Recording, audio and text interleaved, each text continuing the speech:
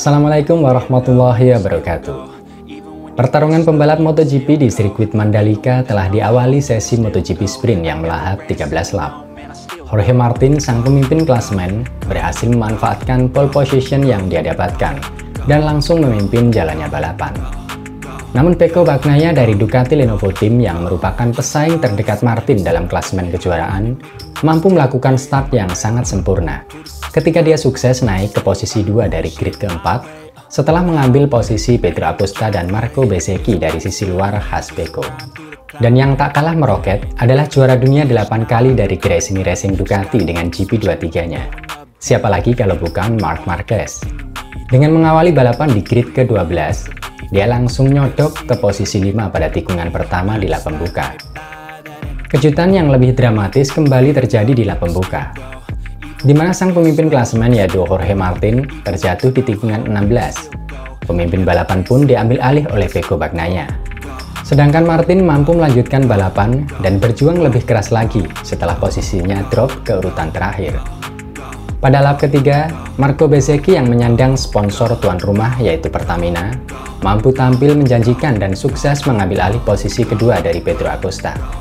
Kemudian Marquez tidak ingin ketinggalan untuk memanfaatkan celah dan naik ke posisi 3. Bezzecchi semakin mempertajam putarannya dan semakin memangkas jarak dengan pemimpin balapan yaitu Pecco Bagnaia.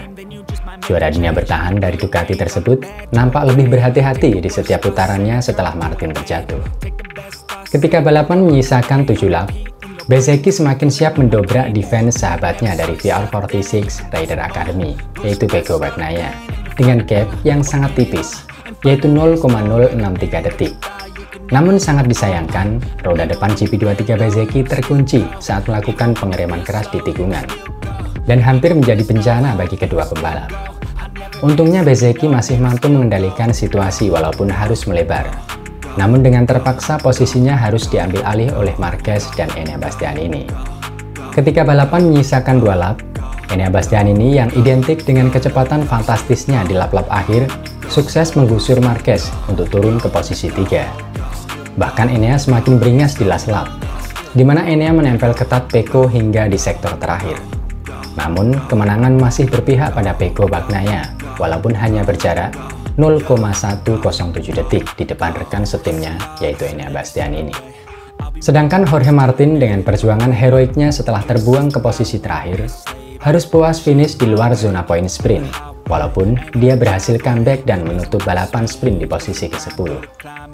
Namun di sini Pecco menjadi pihak yang paling beruntung dengan jatuhnya Jorge Martin. Pasalnya Pecco datang ke Mandalika dengan selisih 24 poin dan penuh dengan tekanan. Namun setelah berakhirnya sprint Mandalika, kini jarak poin Martin dan Pecco menjadi 12 poin. Makin serem kawan.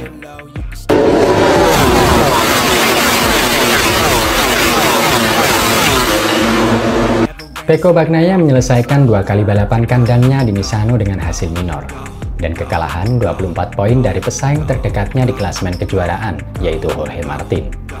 Namun angin segar kembali berpihak pada pemuda 27 tahun kelahiran Torino, Italia tersebut, pasca kemenangan yang dia dapat dalam sesi sprint Mandalika dan keluarnya Jorge Martin dalam zona poin sprint.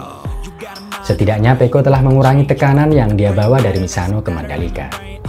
Namun secara realistis, Pecco mengakui kesulitannya dan keunggulan Martin serta ancaman dari teammate-nya yaitu Enea Bastianini, yang juga masih memiliki peluang dalam perebutan gelar juara dunia musim ini.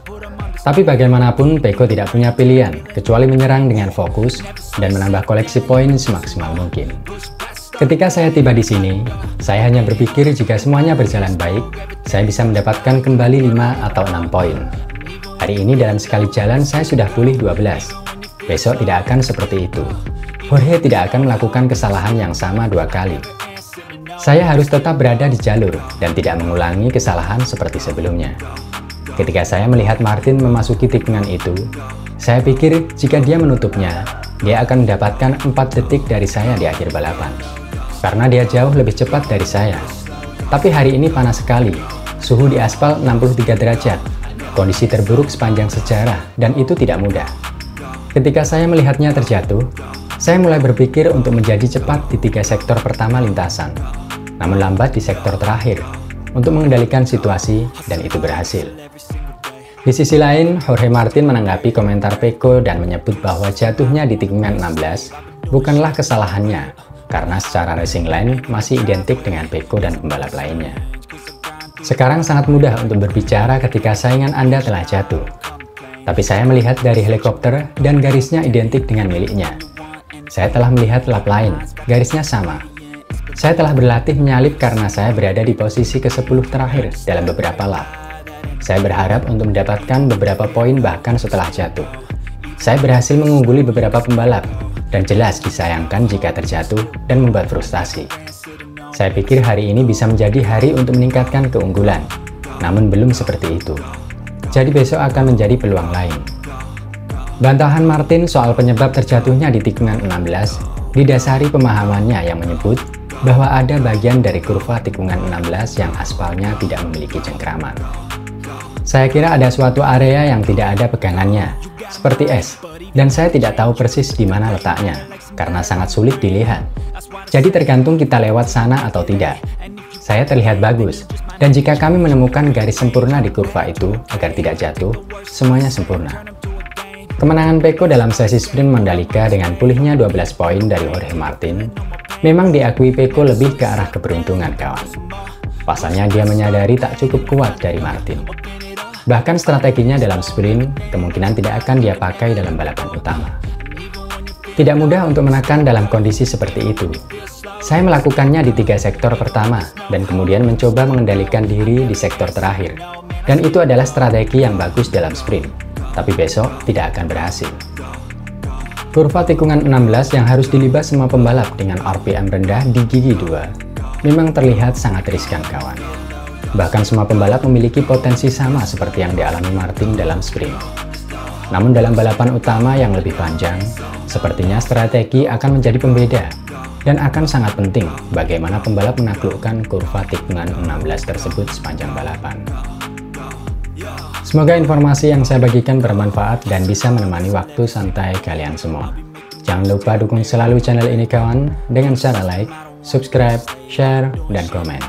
Serta tidak bosan selalu saya ingatkan, biasakan berdoa dan cek kondisi kendaraan Anda sebelum pemakaian. Akhir kata, wassalamualaikum warahmatullahi wabarakatuh. See you next time and thank you for watching my video. Ciao!